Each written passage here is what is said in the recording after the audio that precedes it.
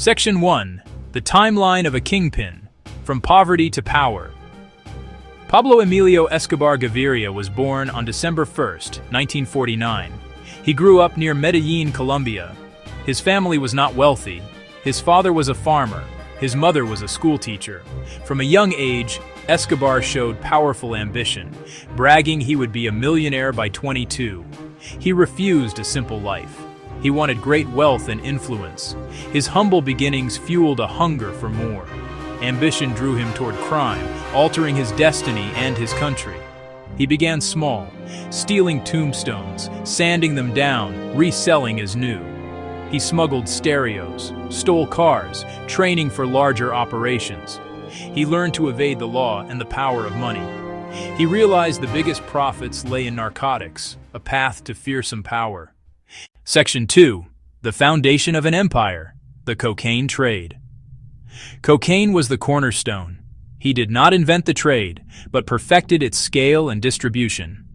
He sourced paste from jungles in Peru and Bolivia, then processed it in labs hidden across Colombia. Industrial-scale production let him control the supply chain. His model was ruthlessly efficient. From cultivation to processing, transport, and final sale in U.S. streets, his organization managed or influenced every step. Vertical integration brought immense power and astronomical profits. He used small planes flying under radar, landing on clandestine strips, even private airstrips in Florida. He moved tons underwater in semi-submersibles, hid drugs in cargo, even soaked jeans in liquid cocaine for extraction later. A vast transport network was the cartel's lifeblood. He paid pilots, sailors, and truck drivers enormous sums to take extreme risks. The volume was staggering, flooding the United States and Europe, fueling addiction and destroying countless lives. Section 3. The Currency of Control, Violence and Intimidation. Violence was his primary tool.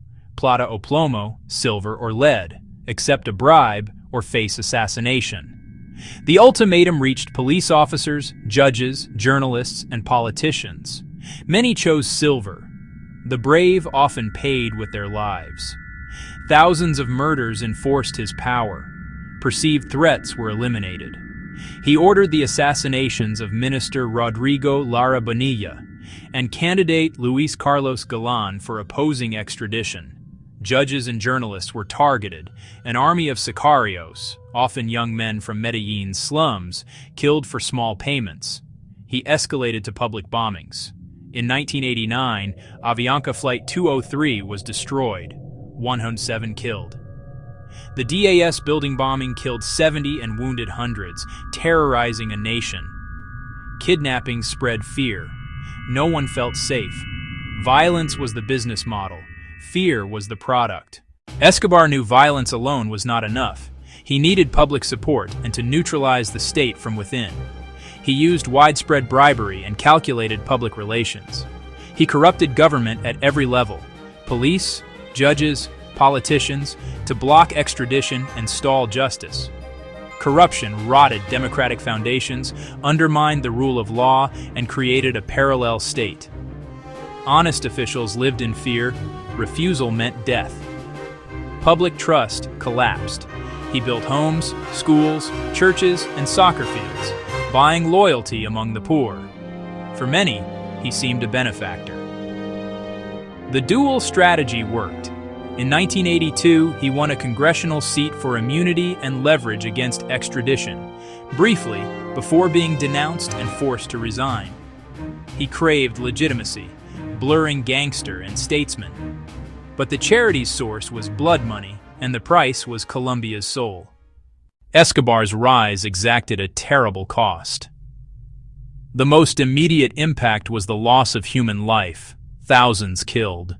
Civilians caught in crossfire, children killed by car bombs, families shattered by senseless attacks. Ordinary people paid the price. A generation grew up in the shadow of violence. Public spaces became danger zones. Trauma ran deep.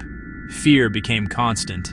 Kidnapping forced the wealthy into private security and armored cars. Truth-tellers faced death. Judges who refused bribes were hunted. Normal life eroded.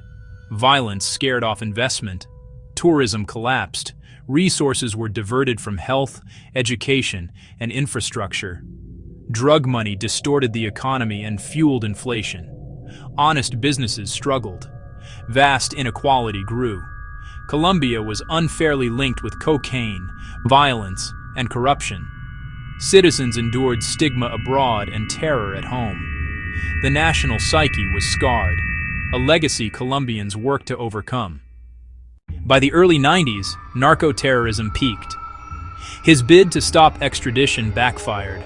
A powerful coalition formed. The government, with U.S. support, declared all-out war.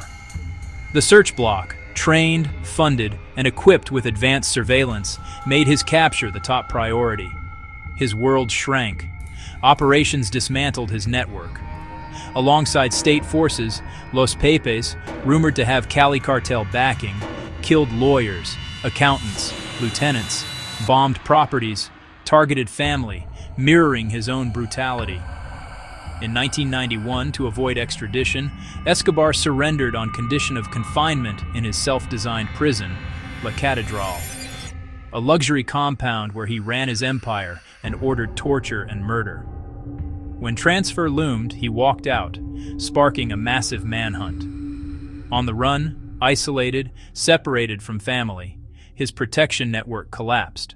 For 16 months, he evaded capture.